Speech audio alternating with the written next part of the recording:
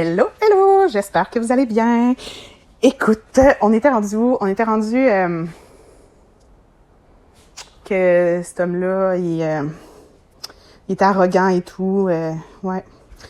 Un moment donné, je suis de bon cœur, tu sais, il me dit, vers la fin, on a fait une rencontre, puis il me dit, ouais, mais ma femme, elle t'a dit combien de fois si t'avais pas la force puis le temps de le faire, ben de t'en aller. Je l'ai regardé dans les yeux et je lui ai dit, est-ce que ta femme t'a dit qu'elle m'avait promis qu'elle s'occuperait de mon enfant si je prenais la comptabilité, puis que j'y avais dit clairement dès le départ que j'avais pas le temps de le faire. Mais moi, j'ai pris une promesse envers vous, je vais le mettre jusqu'au bout, même si tu m'humilies, même si tu me rabaisses, je vais y tenir, parce que tu me dis, même toi, que le Seigneur t'avait dit, qu'il m'avait vu être le comptable de plusieurs ministères. Donc moi, je suis dans l'idolâtrie de cette personne un peu, contre ma volonté, mettons, mais à ce moment-là, je savais pas que c'était de l'idolâtrie. Fait que je me dis, si lui, il l'a reçu, je dois le faire, puis j'y tenais, mais je le faisais pas pour lui. À la fin, dans les 6 derniers mois, je le faisais pas pour lui, je le faisais pour le Seigneur. Pour prendre, mais je priais non-stop, dire, sors-moi de là, tu sais que ma propre chair, je serai pas capable. C'est toi qui dois me sortir de là. C'est toi seul, parce que moi, je veux que t'obéir. Je veux que prendre l'importance à tes yeux. Puis si tu as dit à ce boss-là que je devais le faire, je vais le faire jusqu'au bout. Au dépend qui me vole mon temps avec ma famille, avec mon mari, je vais le faire. Puis j'arrêtais pas.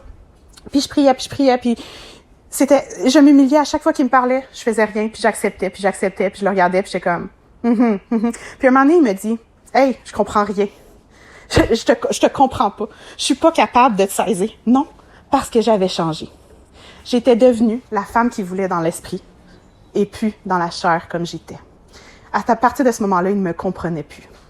Parce que je me suis humiliée, parce que combien de fois que j'évitais des discussions, mais que je disais, il faut une rencontre. En message, ça passe pas. Puis j'ai dit une dizaine de fois au boss, prie. Puis là, il y avait un sourire sur le coup, et il était comme, ouais, ok, elle a compris quelque chose. Mais il le faisait pas. Il le faisait pas parce que son arrogance puis son humiliation qui me répondait dans mes messages était zéro. Puis combien de fois que j'ai dû pleurer, j'ai dit, Seigneur, je comprends pas. J'obéis à ta parole, puis je reçois ça d'un frère. Je comprends pas. Aide-moi à comprendre. Puis j'étais tellement sincère qu'il m'a donné la sagesse de comprendre. Il a vu mon cœur sincère. Il l'a vu. Puis, tu sais, c'était tout le temps, non, là, on peut pas faire une rencontre, je dois lire un livre, je dois faire des casse-têtes, je dois faire mes ongles. Puis je voyais tout ça, puis là, je disais, ouais, mais cette semaine, t'as-tu du temps pour moi pour que je puisse vous parler du ministère? Puis, non, cette semaine, on doit se reposer, là, aujourd'hui, c'est la journée ménage. Puis là, je parlais au boss, puis il me disait, j'ai pas de temps. Je parlais à sa femme, il y a rien cette semaine, il devrait avoir du temps pour te rencontrer. Attends, là, on est supposé de ne faire que un. On est supposé de tout se confier entre mari et femme. Mais c'est où vous avez plus le même discours. Vous massacrez le monde devant vous parce que vous avez pas le même discours. Puis moi, je suis là, puis je suis comme, allô, je veux vous aider. Je suis là. Je voulais même pas qu'ils m'aident à moi. Je voulais qu'ils m'aident à les aider. Tu sais, c'est ça le plus fou, tu sais. Le voile qu'ils ont dans les yeux, le plus aberrant. Tu sais, c'est vraiment aberrant, tu sais. Puis là, une journée, elle dit, avec l'ouverture de l'église, on n'a pas le temps. Puis là, la journée d'après, elle dit, tout le monde nous aide, on a presque rien à faire. Puis, mais c'est juste eux autres, là, qui gagnent un salaire, là.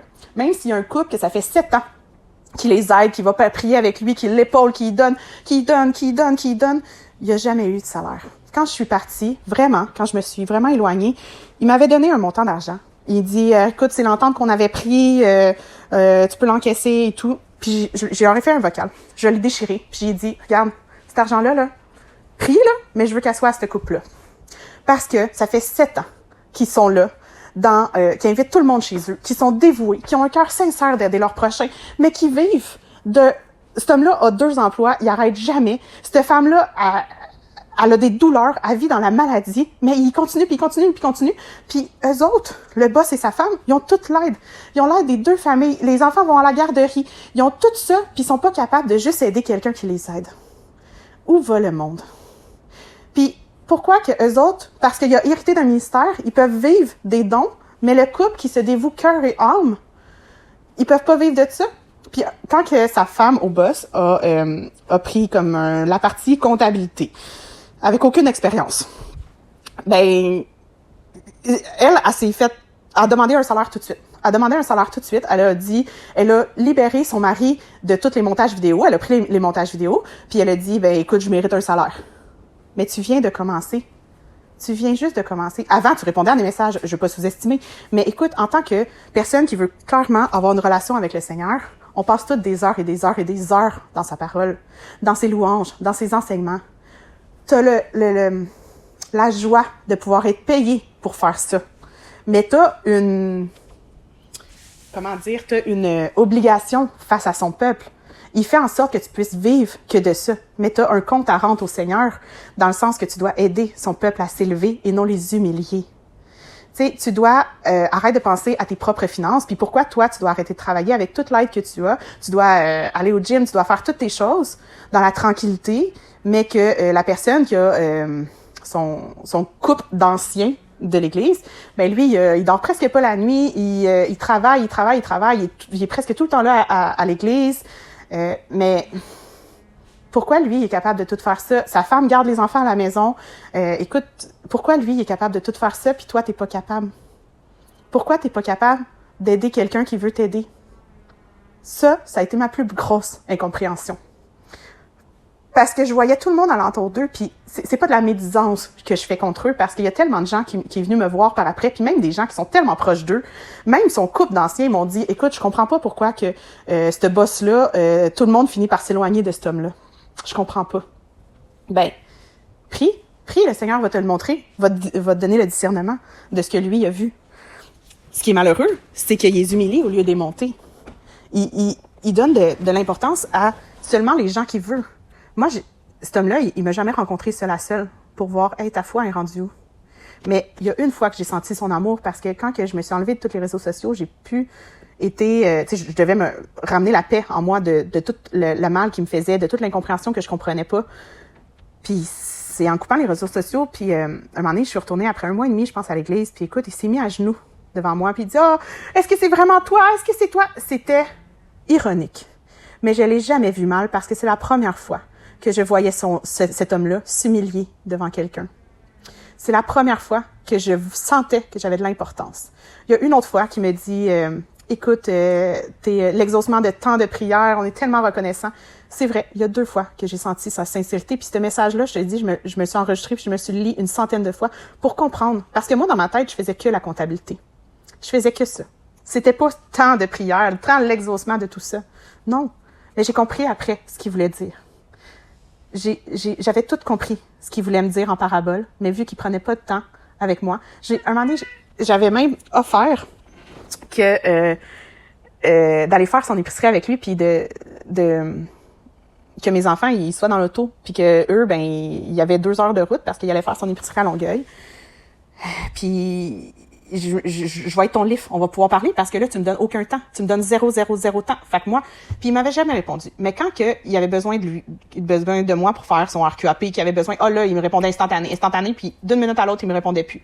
Un moment donné, il y avait un CA que j'avais partagé avec sa femme des choses avant, puis il avait dit, faudrait que tu sois au CA pour en parler, puis tout.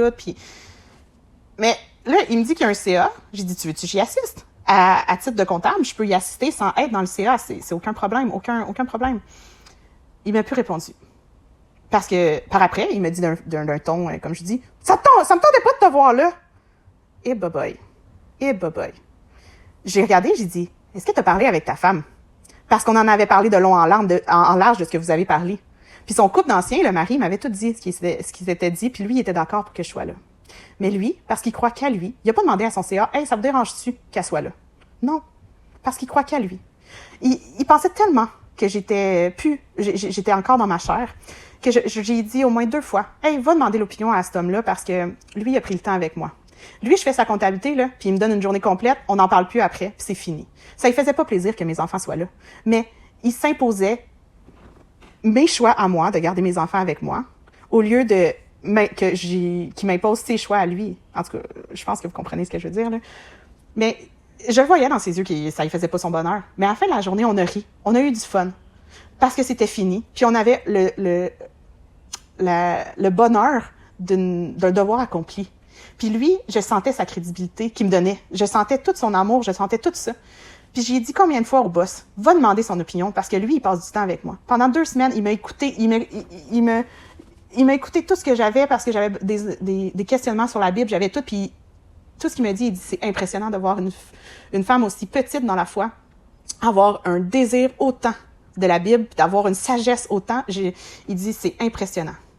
OK. Puis j'avais dit ça à ce boss-là. Puis il était jamais allé. Puis à la fin, quand on a eu une grosse discussion, il m'avait dit non. Moi, je me fie qu'à moi. Non. Il se fiait qu'à lui. Hey, il n'est pas Jésus. Il n'y a personne qui va l'être. Ayons la sagesse que quand quelqu'un nous dit quelque chose, ben allons voir. Lui, il aurait peut-être aidé à ma situation. Puis j'aurais peut-être pris crédibilité à ses yeux, mais il voulait pas. Il voulait que je prenne la crédibilité quand que lui allait décider, mais il me donnait pas de temps, il me donnait pas de rencontre, il me donnait pas rien. Il se fiait à ce que sa femme il disait, qui était transformé dans la chair, puis avantagé à ne pas dire ses erreurs à elle. Mais combien de fois j'ai dit, je peux plus avancer dans la comptabilité, j'ai besoin d'une rencontre. Puis là, elle me disait, mais là, t'es rendu où dans la comptabilité? Je dis, je peux pas avancer, il me faut une rencontre. Puis là, c'était tout le temps de ma faute. Puis là, parce qu'il y a comme 2 églises, l'autre église à l'autre bout, on avait tout réglé pour la comptabilité de la prochaine année, on avait tout réglé. Il disait, oui, il faut se faire une rencontre. J'ai dit, il faut que ça soit avant le mois d'octobre, parce qu'après, je commence à travailler, puis j'ai besoin de gagner des sous. J'ai pas pu gagner dans la dernière année à cause de tout ça. Il dit, oui, pas de problème. Mais non, leur temps était plus important, leur loisir était plus important. Mais moi, j'étais là, j'étais disponible, puis quand que eux autres, là, un moment donné, il a fallu que je coupe tout parce que, clairement, j'avais plus de temps. Puis un moment donné, il faut que je gagne ma vie, tu sais. Puis, je trouve ça incroyable parce que ces 2 dirigeants-là, de ces 2 églises-là, ils ne se parlent pas. Parce qu'un me disait quelque chose, l'autre me disait d'autres choses, ils n'ont aucune unicité. Puis c'est clair dans la Bible. On doit avoir une unicité, sinon c'est là qu'on perd les gens, qu'on humilie les gens, qu'on les détruit. Parce qu'un nous dit quelque chose, l'autre nous dit d'autres choses, l'autre. Mais quand t'es bébé dans la foi puis que t'es nouvelle, ben t'as envie de savoir la vraie chose. Puis si eux autres sont pas en commun accord, mais pourquoi vous avez une église ensemble? Pourquoi vous avez tout ça si vous prêchez des choses différentes? Ça, la chose qui prêche ensemble, c'est vraiment l'évangile de la prospérité. Parce que eux autres, ils se voient gagner des milliers, puis des milliers, puis des milliers de dollars. Mais c'est pas la volonté du Seigneur. La volonté du Seigneur, là, il est plus capable de voir des gens, des itinérants dans la rue, là. On peut-tu faire quelque chose? On peut-tu s'entraider ensemble, faire une unicité pour son royaume, pour toucher ces hommes-là, afin qu'ils arrivent à eux? Mais non, c'était jamais. J'avais pas d'importance à leurs yeux. J'étais ce que je pouvais leur apporter. Mais vu que je pouvais rien leur apporter, il m'a même dit, « Faut que tu prennes des cours pour nous aider. Hey, ta comptabilité est facile, je sais déjà tout, mais tu me donnes pas de temps. Je peux pas vous expliquer. » C'est quand que tu as pensé que ton temps était plus important que mon temps? En plus, que tu es payé pour faire ce que tu fais. Moi, je fais ça bénévolement. Puis en plus, en plein été, ils m'ont dit, hey, écoute, la femme au boss, puis le dirigeant de l'autre église, il avait dit, on en a parlé, puis il faudrait la payer. Mais tu t'es collé une augmentation, mais tu n'as jamais parlé que moi, je devrais avoir un salaire pour ça. Puis moi, ce que j'avais dit, j'avais pleuré, puis j'avais dit, moi, je mérite pas un salaire encore. Il y a des gens avant moi qui doivent avoir un salaire. Puis je leur avais envoyé le verset qui dit que peu importe à l'heure que tu arrives à ton travail, le Seigneur a dit dans Matthieu là, que c'est lui qui décide le salaire que tu as. Puis il a donné le même salaire aux 3 personnes qui sont arrivées à des heures différentes. Puis quand quelqu'un a rouspété, il a dit « Hey, c'est moi qui dirige, c'est moi qui décide. » Ben c'est ça. Ça veut tout dire. Mais parce que eux autres, ils ont peur de perdre une postérité, ben ils oublient d'écouter le Seigneur. Mais c'est ça. Quand il me dit qu'il avait lâché son travail, il a dit que c'était leur besoin qui avait décidé ça, pas que le Seigneur avait décidé qu'il lâchait son travail. Non, c'est leur chair. C'est vraiment leur chair. Sur ce, soyez bénis et à une prochaine fois.